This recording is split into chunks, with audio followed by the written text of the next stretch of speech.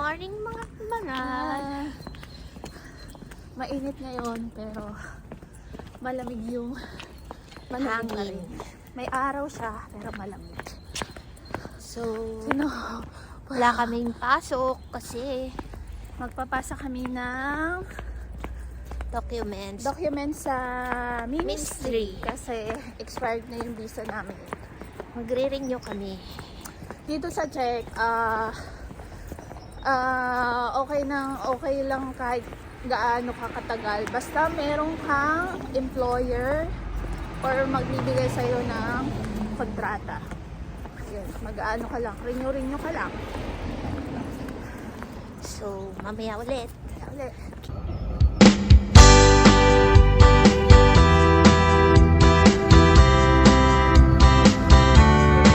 Hi mga kamarad. Andito na kami. Pasok na kami sa ministry. Department of Foreigner. Doon yung tulong building.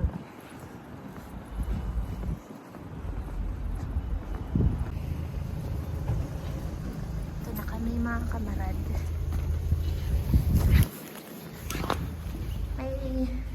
Actually, kami, appointment. Alauna pa. Pero maaga lang kami pumunta.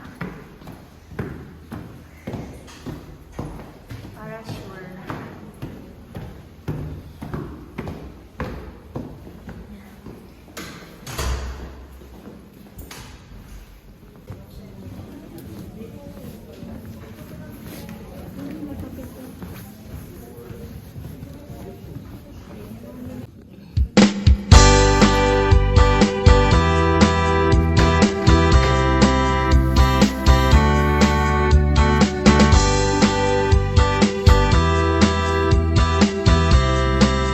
Hi guys, nandito kami ngayon sa ministry.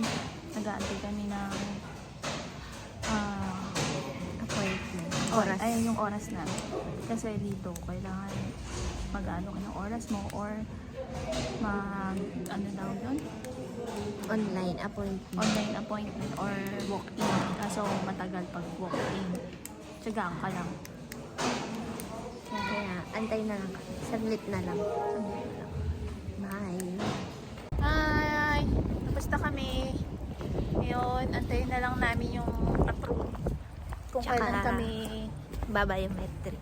magba-biometric. Pero napasa na namin yon mga 2 weeks lang. Baka magbigay na sila ng schedule. Or kung meron pang problema dun sa May kulang may na no? kulang pang mga documents na ipapasa. Kaya,